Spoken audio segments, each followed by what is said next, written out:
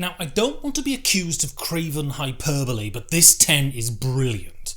All of these games would be higher on the list if the games that follow them weren't so good too. There is no doubt that I have simply incredible taste. My hair's real too, and considering my age, that's one hell of an achievement. Anyway, enough of very meagre achievements, let's go on to...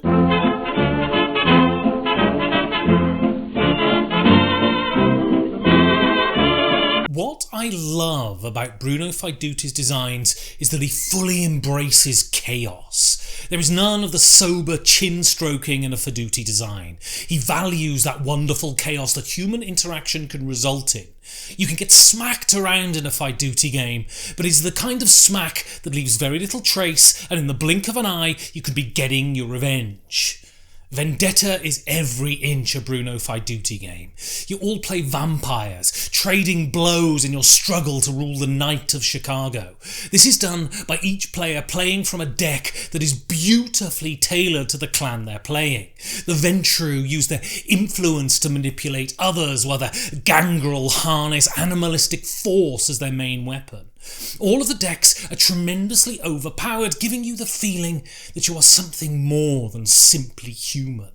For those who are familiar with the vampire world, this game gives a wonderful encapsulation of it in 45 minutes. But even if you aren't, the mechanics are so solid that you'll find yourself having a whale of a time. Chaos can outstay its welcome, but this game is just long enough for the chaos to blossom into something beautiful. This is another tight and clever Martin Wallace design.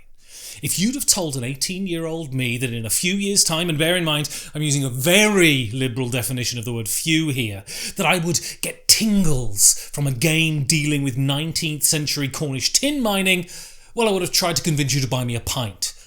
Theme aside, this one is so good though. Martin has designed many games in many different styles, but his midweight Euro games are some of the best around. This one just generates joy the minute you start playing it. It is just such a beautifully designed Euro game that has all of that Euro game goodness. You can plan ahead and see those plans come to fruition. You can hopelessly fail and score almost nothing. And there is interaction here as you vie for the best mining spaces. Also, he deploys auctions beautifully here, allowing you to really get in the face of your opponents. From the first turn, you can tell that this is a game from the mind of a master, and if you haven't played this, you really should.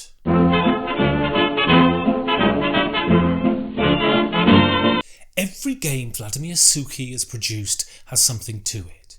Every game he's produced is worth checking out, but Messina 1347 is something else, and by far my favourite of the games he has brought out under his own imprint, Delicious Games.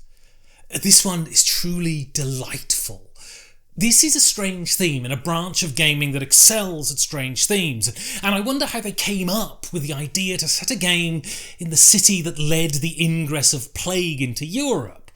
The fact is, though, that in games like this the theme is simply set dressing, and it is the meaty mechanics that we really care about. And with his design partner Raul Fernandez Arpacio, he has designed a game so meaty that a butcher would be jealous. The arc of a game is so important, and the arc of this game is fantastic. Every turn feels like you're accruing power that allows you to have turns of greater import as you go on. Could I be doing something else in this game than curing plague victims? Sure. Do I care? Do I bollocks? Is this a game that was expertly made to bring me joy? Absolutely.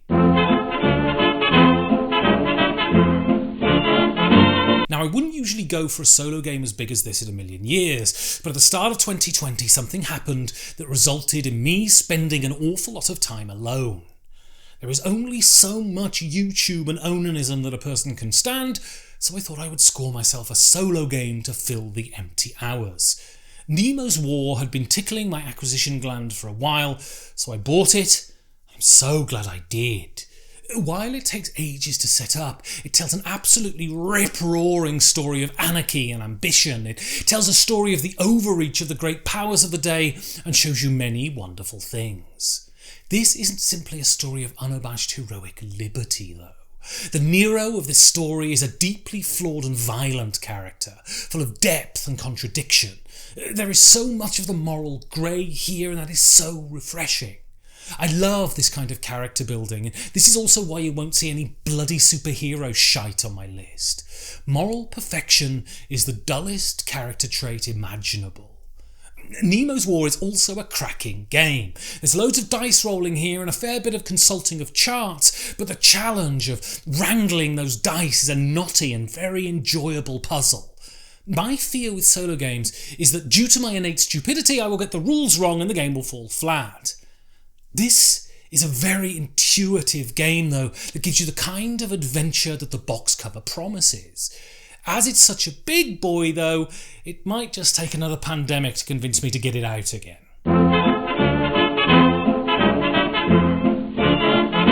Scout is not as good as its hype would suggest. For months this was the go-to little card game in Berlin. Everywhere you went you were seeing it played. I have a built-in resistance to things that are hugely hyped, and so avoided this for a while. Thankfully, I'm not the biggest fool in the world, so I eventually tried it, and I'm really glad I did.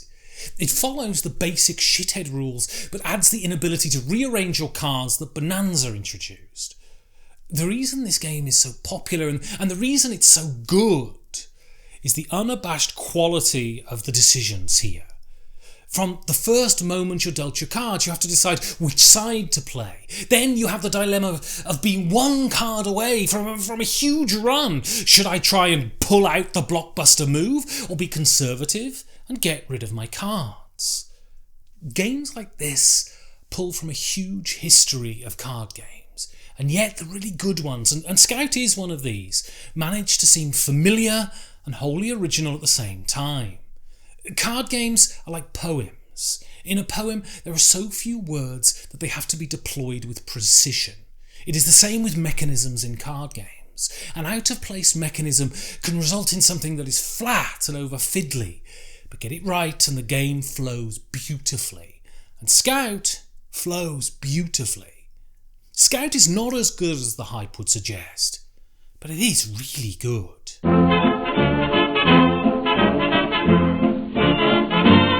This is another brilliant game from Tony Boydell.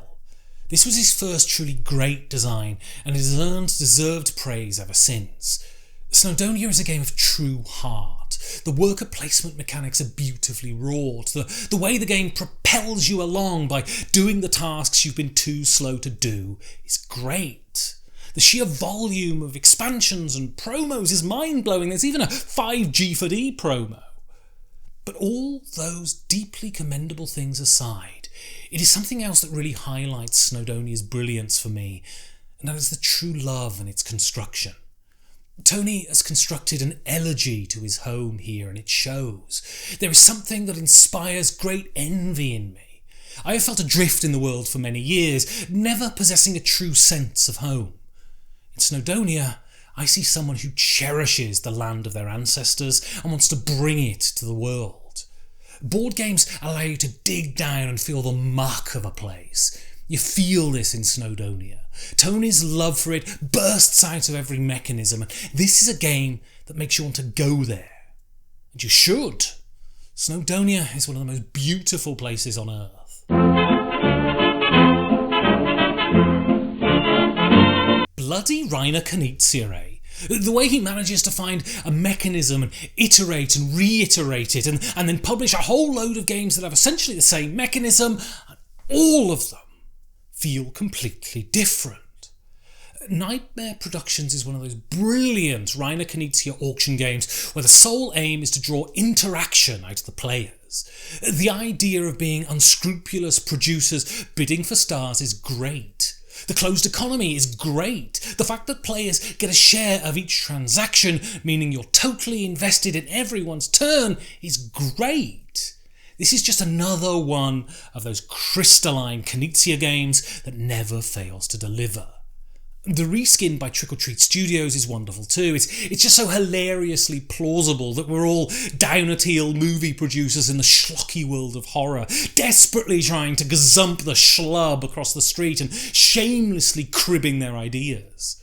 Also, that we all have fingers in each other's pies and profit from it. This game works so well on so many levels. Bloody Reiner can eat, eh?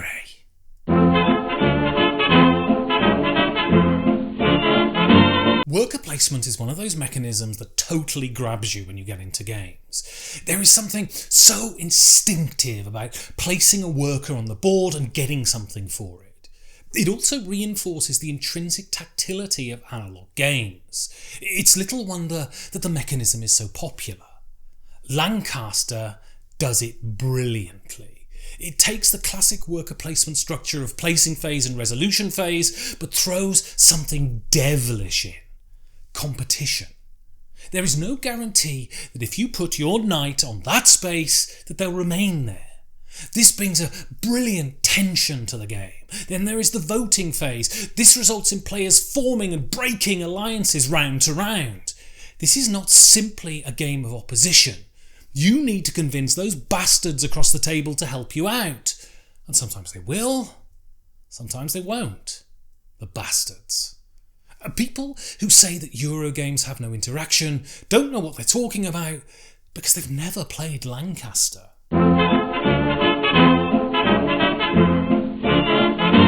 I have a sentimental attachment to this game. It was the first game I ever playtested, and as a result I got my name in the rulebook. Between Two Cities is truly what a filler should be. The rules are simple, they take 5 minutes to explain. You get to directly interact with the people around the table, and you work together to build something. It surprises me that this game isn't spoken about in the same breath as Seven Wonders, because I think it's every bit as good. And like Seven Wonders, if you play at the full player count, it adds no time to the game whatsoever. This is a game design that puts loads of people around a table together and allows them to participate in the same thing. This is so valuable in a world where even the truth is up for grabs. I've had such a good time playing this one, and it'll always have a place in my heart, and I'll always remember that playtest at Essen 2014.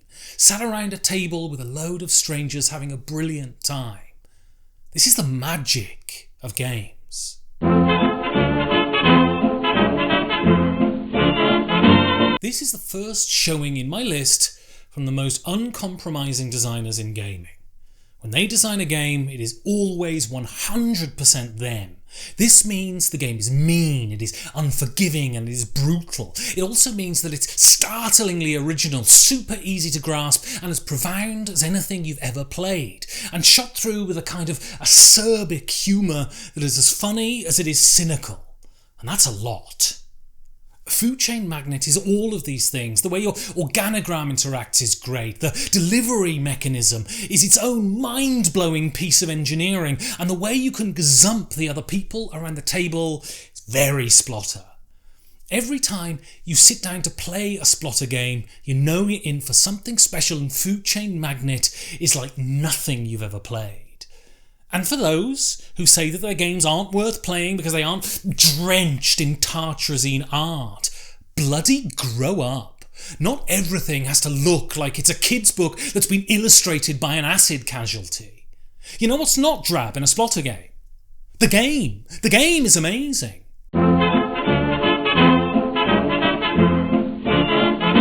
Sub if you want to, thumb if you want to, and if you have friends that love being lectured at, well, tell them about these vids. You can also back the show at patreon.com/5G4D. Now, I'm off to go and shout at people in the street why Splotter games are so bloody great.